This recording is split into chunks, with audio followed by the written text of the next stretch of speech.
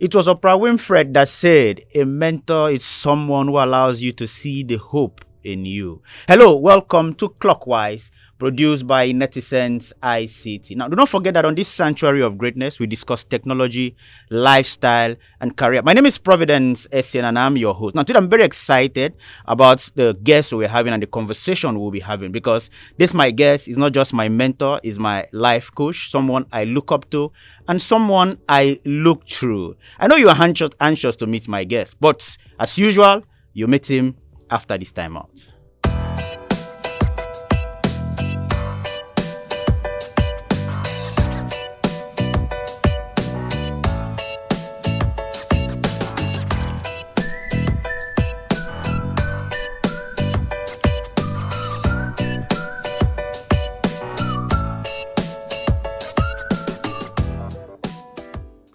Welcome back. My guest is a veteran in the media space. Now, from print media to electronic media and the new media. Now, he has been consistent in this profession for 31 years. Like 31 years, he has been on this profession. Now, he has gone through different stages of it. Now, some people may see him and say, I remember him. He is the founder of Bush House, Nigeria. While some will say, no, that is the boss of 20 Question. Some others will say, no, this is the intercontinental Michael Bush. Now, without wasting time, with a resounding virtual round of applause, please help me welcome the boss, Mr. Michael Bush. Welcome, the boss. Very nice to be here. Very nice to be here. Thank you, Providence. Very nice to be here. It's a pleasure. Fantastic. Sir, first of all, I would like to apologize in case I don't behave well. Just know that I'm talking to a man I deeply so admire, and I may go out of character.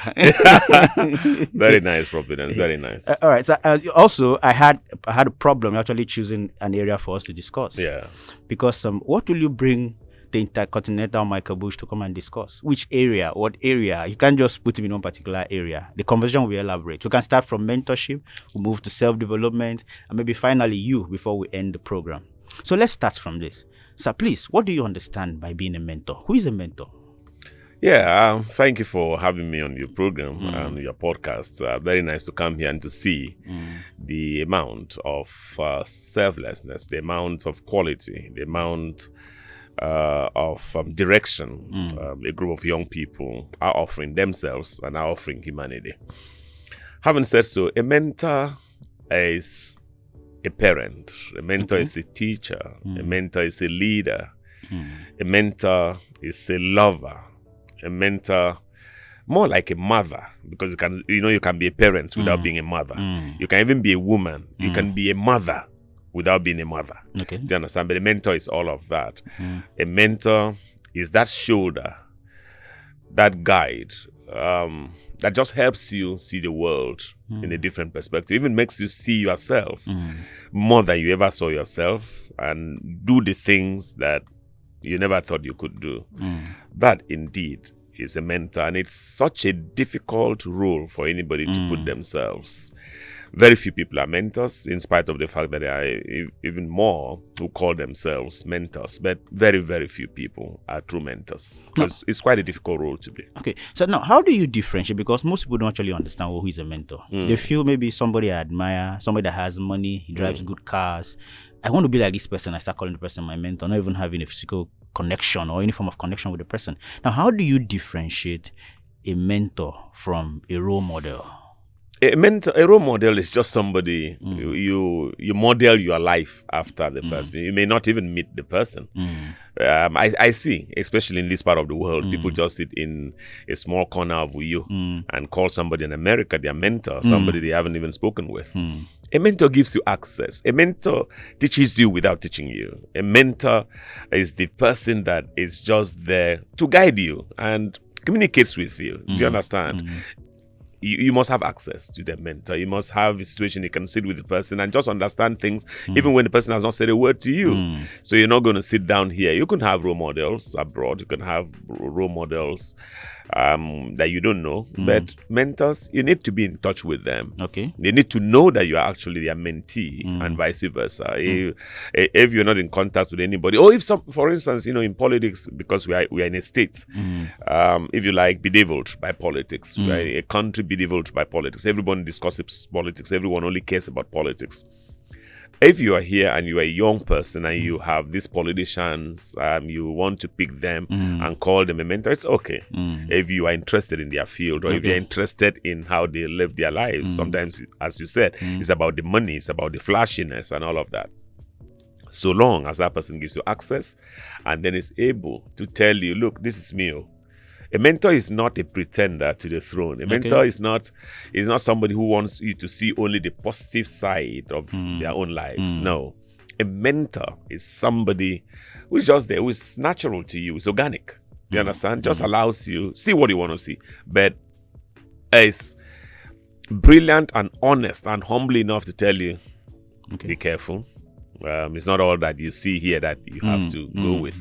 A mentor does not pretend, does not hide anything from you. And a mentor, above all, gives you access. If you have somebody, for instance, in this state, who doesn't even pick your phone calls, who doesn't return your messages, sees your missed calls, does not get back to you, he, she, they can never be your mentor. So, in fact, from such people, flee.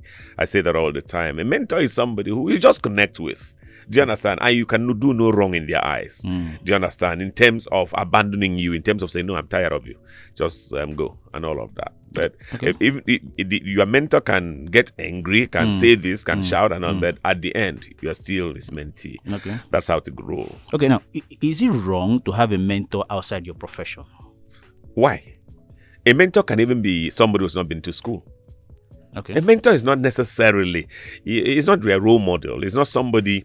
You say, oh, I'm an engineer. I'm looking for a mentor who's an engineer. No, that's not it. A mentor can be somebody who's not even educated. Do you understand? Yes. So once I say that, it tells you that you can pick a mentor from anybody. A mentor can even be younger than you are. Do you understand? A mentor is somebody whose life you just want to connect with and know that, well, this person has something that I believe that just by guiding me, I can explode.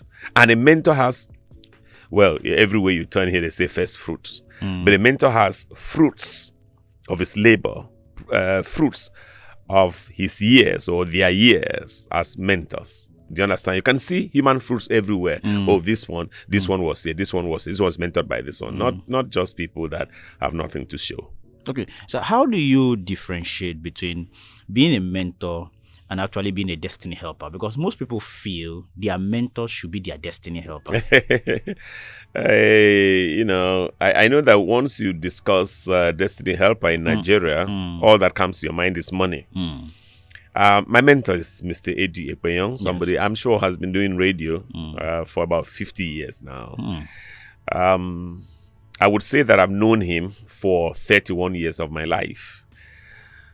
I would say in those 31 years, all the money my mentor has given to me, and I say this with due respect, I say this to just drive the point home that it's not about money, may not be up to 3,100 naira, even if you're looking at what are 10 naira a year or so. Is that the calculation? 31, 10 naira a year or 100 naira a year. It may not be up to that, but it's my mentor and it's somebody I respect with all of me, somebody I love, is somebody who's given all to me. In fact, what your mentor offers to you is priceless. It's not something money can buy. Do you understand? So a mentor, you're never looking at the destiny helper like that. Financially speaking, you can look at it. Yes, it's a destiny helper because it's actually guiding you and actually fixing you. It's even a destiny fixer. But the moment in Nigeria, especially people say destiny helper, they're looking at it in terms of Naira and Kobo. A mentor is not supposed to give you money. But if he has, it's added advantage. Okay. The boss, if you are 28 now, let's say for instance, yes, what criteria will you actually keep in choosing a mentor? What criteria? To be sure, I'm 53 now. 53 in August, the 12th of August this year. I'll be 53. But when I picked a mentor some 31 years ago, I looked at somebody who granted me access. You'll be very shocked. This is the first thing that came to my mind. I would go to his house. He would be in the bedroom. He would not tell me to wait outside of the door. Like I see in Akwa Ibom. In our home now, you just go to visit somebody, they give you a seat under the tree. they give you a seat under the veranda. Nobody wants you to come into their house. I don't know what that means.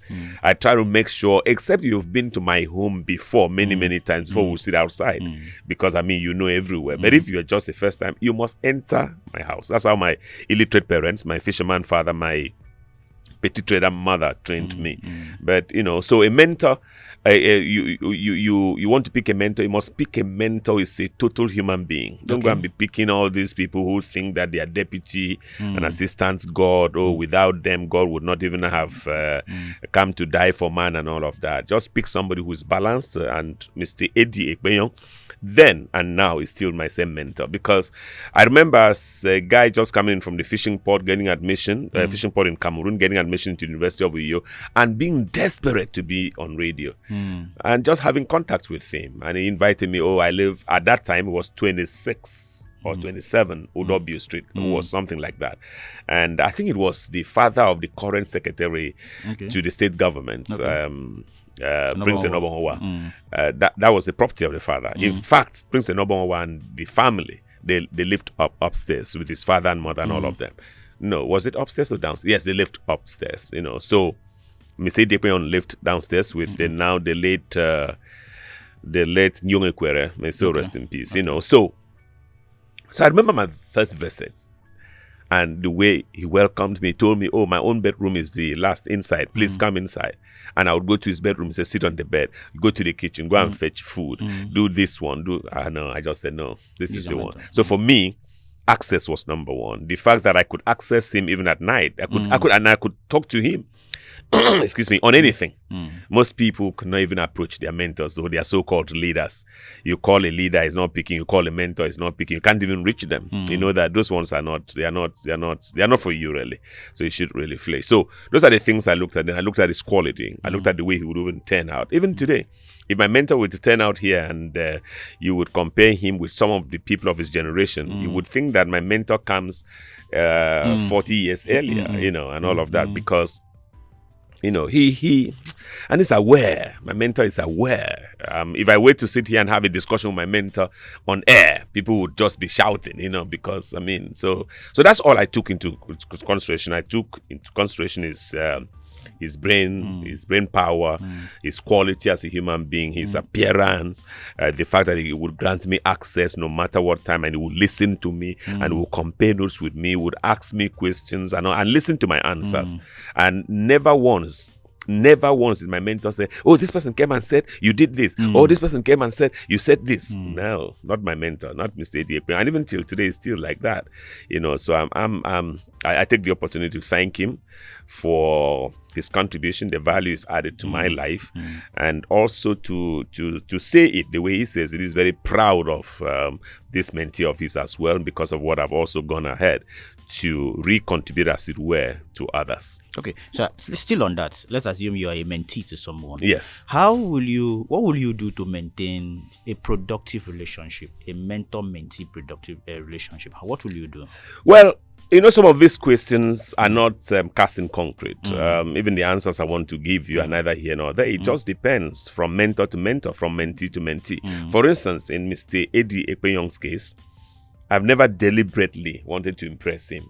Okay. I'm just Michael Bush. And he himself, too, has never done anything to now say, I want to prove I'm his mentor. No, you would even not hear it from him until I mention it and all of that. I think that people should be natural. People should be true to themselves. People should be real. People should just do their best and allow the rest. Having said so, you need to be humble. Okay. As a mentee. And I guess also for the mentor. But the mentor is already on top. You don't bother about him. And don't, as the mentee, want to teach your mentor. Do you understand? There's some mentees who want to prove a point. To who? To Mr. Eddie Ekpenyong. There's nothing to prove. In fact, when I disagree, I just disappear. When I disagree with him, I just disappear until he calls me and says, hey, this thing, you think I don't know what you're doing? And I say, sorry, sir. And I'm back to my role, because that's my role. That's what God has given to me. You are humble enough to help him where he needs help. Very difficult, probably because of the nature of our society in Akwa Ibom here, and if you like in Nigeria, for a mentor to tell the mentee that he needs help. It's going to be very difficult, because of the culture. and all of that. But Mr. Eddie Ekpenyong and I, we've always had a different relationship like that. So I would see where he would need help, and I would immediately go there. For instance, when he used to live alone, I would go there, I wash his clothes, I wash his dishes. Even till today, if I were to go and he would need anything, he knows that I'm the first person for him to reach, and I'm the first to be there and make sure all those things are taken care of. So the mentee should be humble, should be honest, should be available to help, and make sure that at no point does he, does she, do they want to prove a point to their mentor. The moment you want to prove a point to the mentor, you yourself have become a mentor to a mentor. Okay, the boss. After this short break, we'll continue the conversation, and it will be strictly on you. See you after I look the break. forward.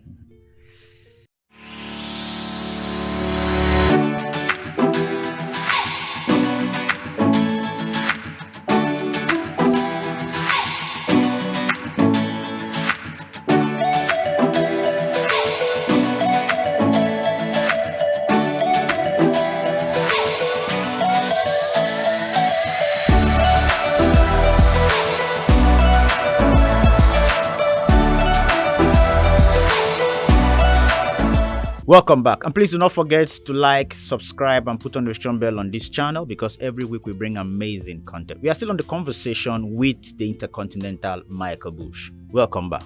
Many thanks. Sir, first I want to ask you, what kept you in the media for 31 years and more?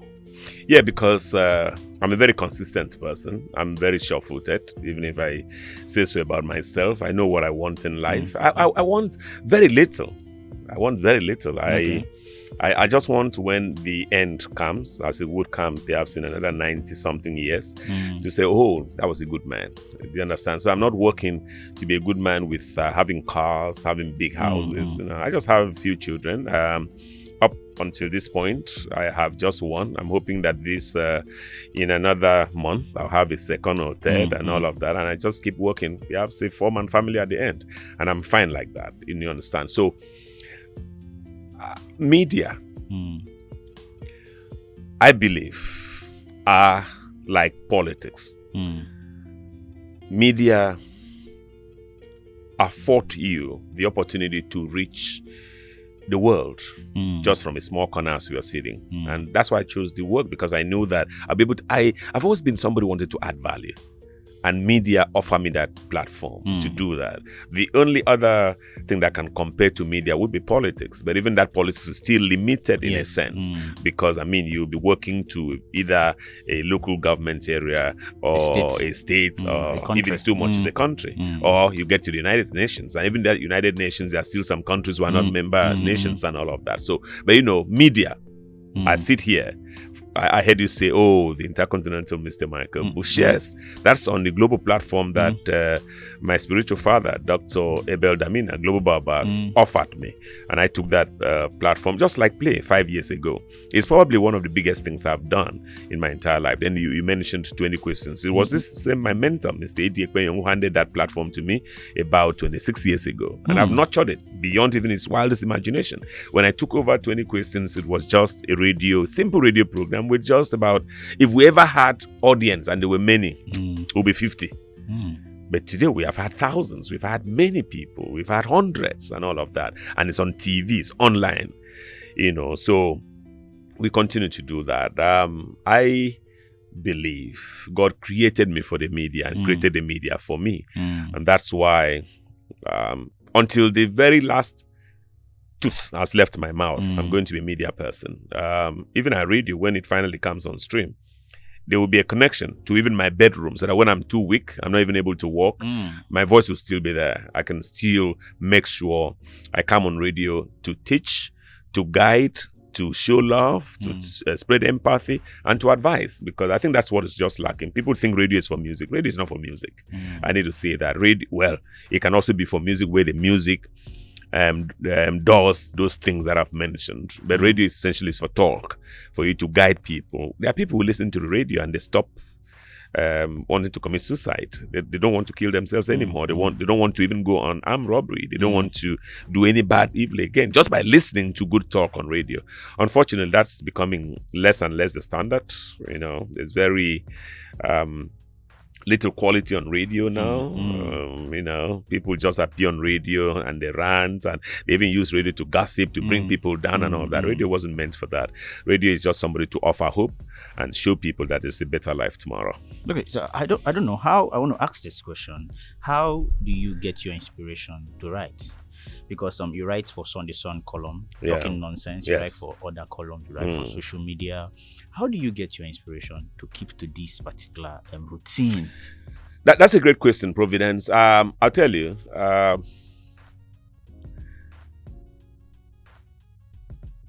am God. I believe that God created me and created me in His own image and likeness. I believe that everything that you find in God, you find in me. I believe it so much that I even believe that, I can sit God down here and just say, hey, Dave, please sit down. Let's have this discussion. That's how even my prayer life is like that.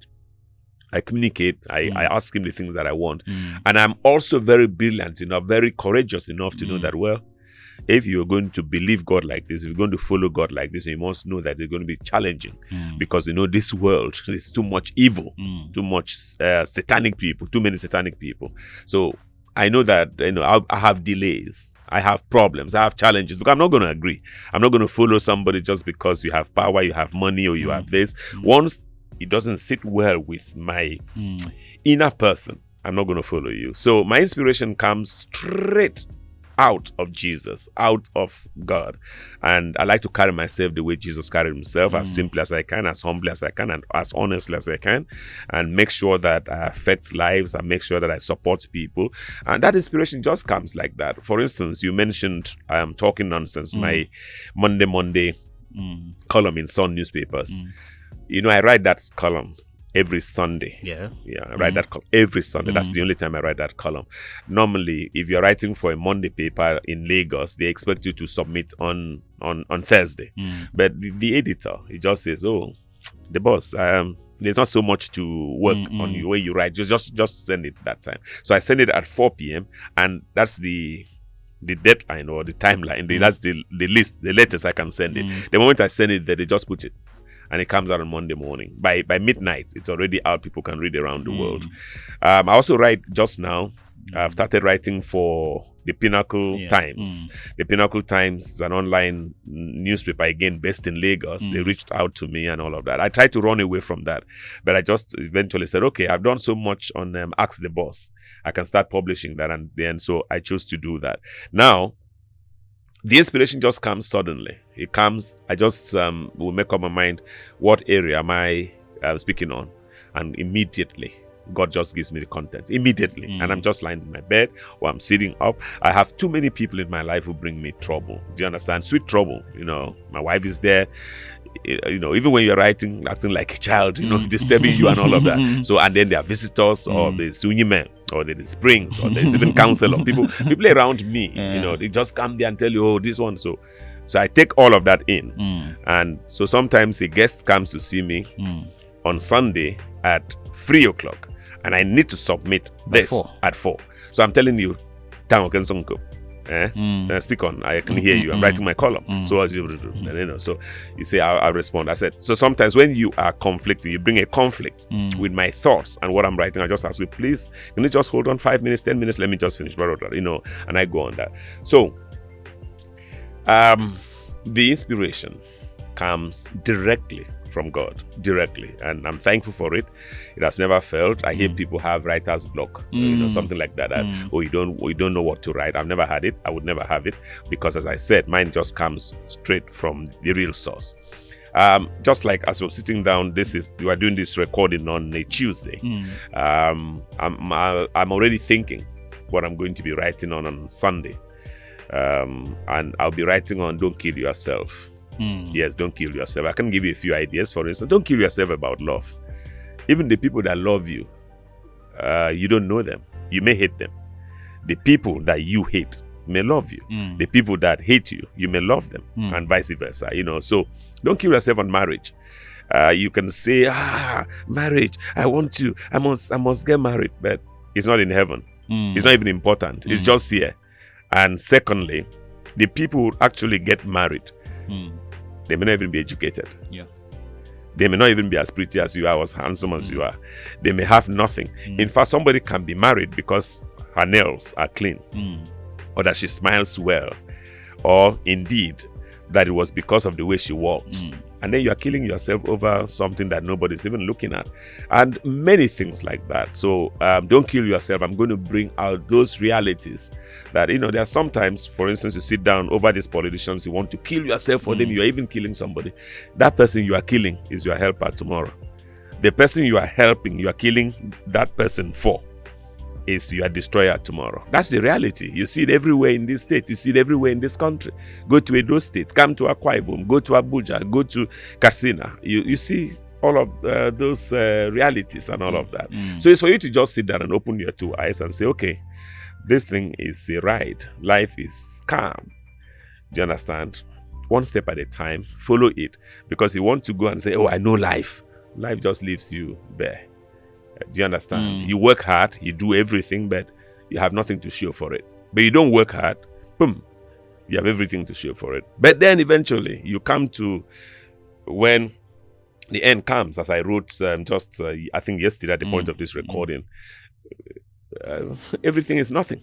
You just discover everything is nothing. Even the hard work that you had, all those money, all the names. When you are living the world, you are not living the world alive. You're not even living the world rich. You're not living the world, clothed. You're not living the world with anything. You're just alone, dead. You don't even know where you are going. Do you understand? And then boom.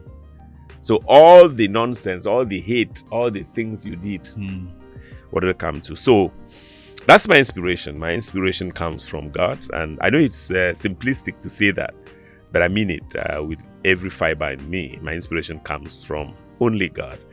And it's wonderful when you are so connected. So I forgot that I'm actually doing a podcast. I think I'm in the academy. Yeah, that's true. Yeah, by the way, the academy should be back. It should be back soon. Yes, I think I'm in class. Okay, so which do you prefer? Which gives you more joy? Yes. Is it writing or speaking? Oh, writing.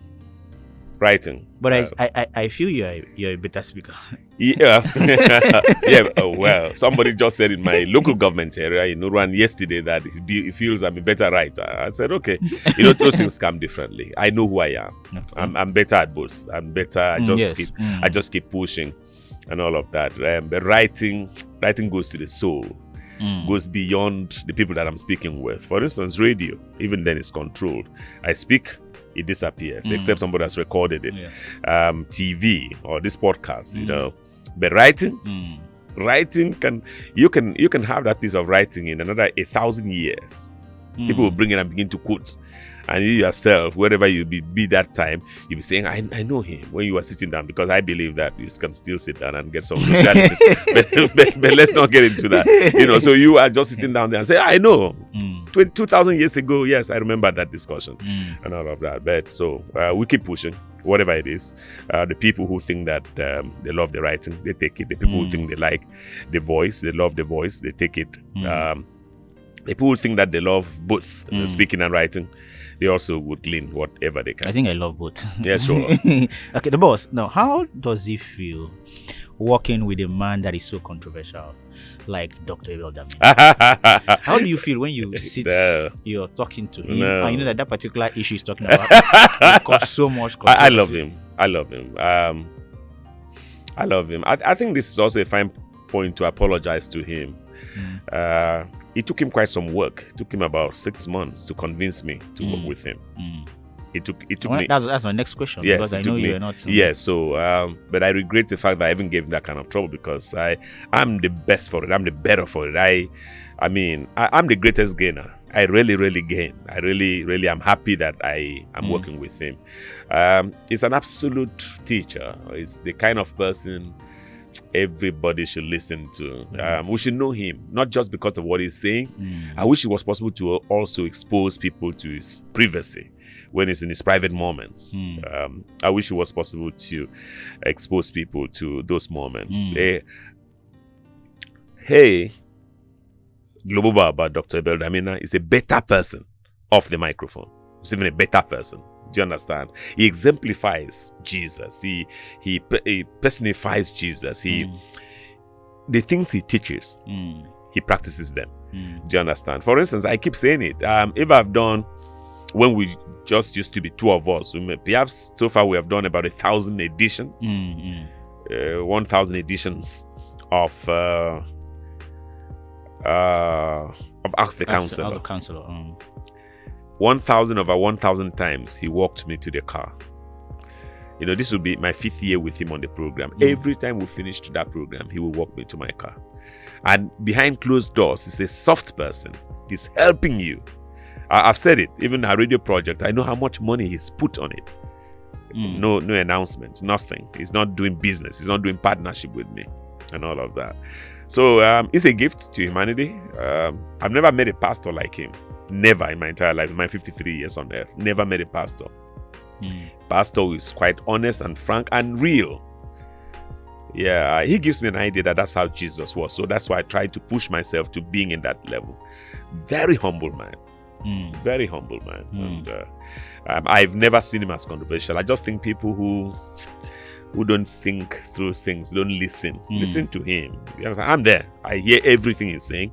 And even wherever I miss a line, I go back and listen to it, and I understand context. There are things he says. For instance, when I first went there, my first day, he said that in Bible language, world is not world, even though world is world. And I'm like, what kind of talk is that? But now he explained. He said, okay. God said, for God so loved the world that he sent his only begotten son. But then the same word God tells you not to love the world. How can the same God who loves the world ask you not to love the world? So he explains that one world is the people. The other world is the ways of the world. No pastor ever told me that. Do you understand? And many more things. He's guided me. For instance, if you see my writings have also moved, even though there's also sometimes a dose of philosophy in what I write. But, because of the teachings that I also get in church, my writings seems to tilt towards Jesus. I didn't even know that everything about Christianity ought to have been about Jesus. Most pastors don't preach Jesus. They don't even mention Christ. Everybody just focuses on God. But God says you can't come to me except through Jesus, So he has opened my eyes, and I believe that he's opened the eyes of those who are true to themselves, who are honest, and who are willing, and I've gained greatly. I do not agree that it's a controversial pastor. It's not controversial at all, even though me too, when I'm asking questions, I say you're controversial because that's the controversy following him all over.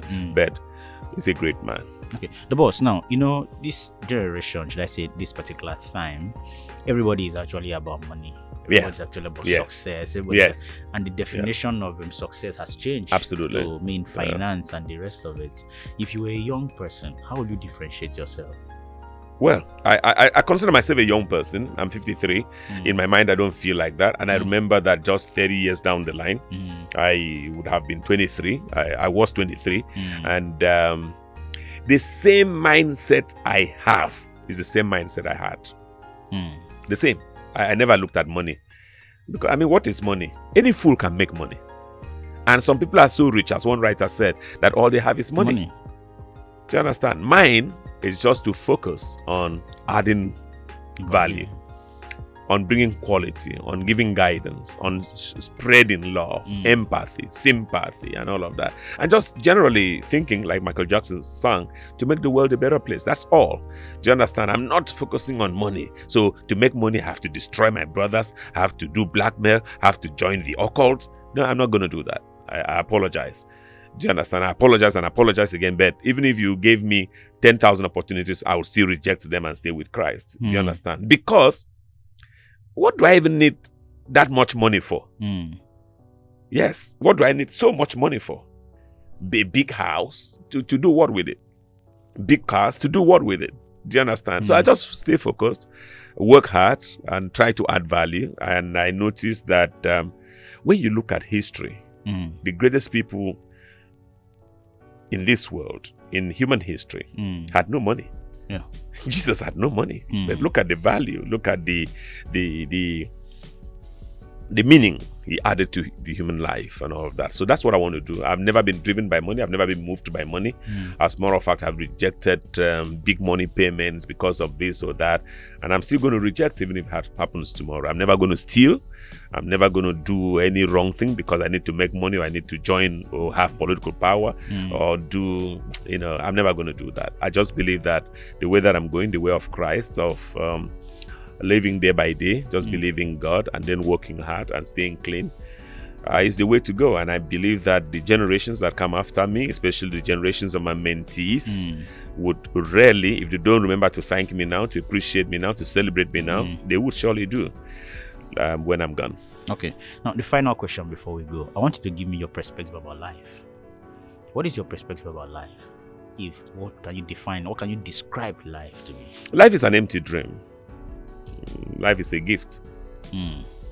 Life is your minutes on the stage given by God. I like that. Your minutes on the stage. Yes. It's your time. Everybody has, everybody. It's your minutes on the stage. You just come, you take your time on the stage, whether you like it or yes. The thing is going to end though.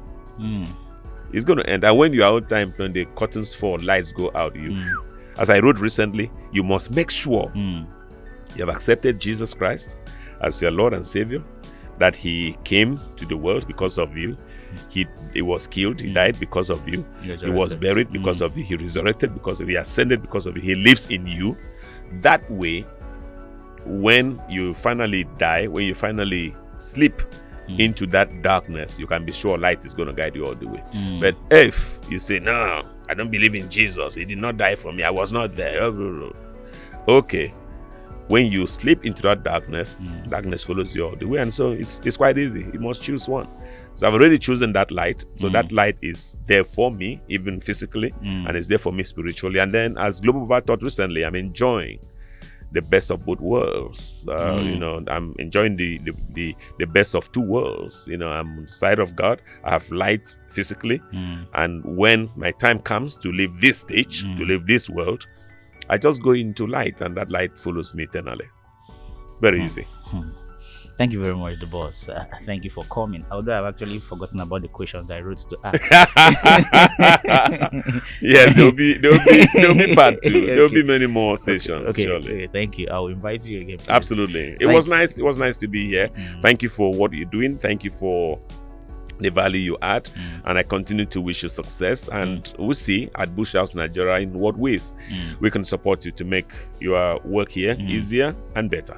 Many thanks for inviting me, and let me use the opportunity to thank my immediate past counselor, Southern Rand Ward 506, the Honorable Odwagi Bangapan, who came with me, and then of course my younger brother, Prince Emmanuel Etem, and then the pilot, the driver that brought us, David.